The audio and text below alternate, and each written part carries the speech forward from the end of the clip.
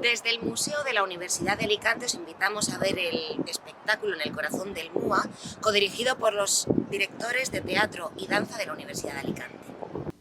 El domingo podréis encontrar aquí teatro, danza, esculturas, obras de arte y un montón de exposiciones que poco a poco os vamos a ir contando y enseñando. En el corazón del MUA es un espectáculo donde la música también será protagonista. De la mano de la Orquesta Filarmónica de la Universidad y de la Coral disfrutaremos de un espectáculo integral, total. Danza, teatro, música y, lo más importante, descubrir la esencia, el corazón del Museo de la Universidad de Alicante.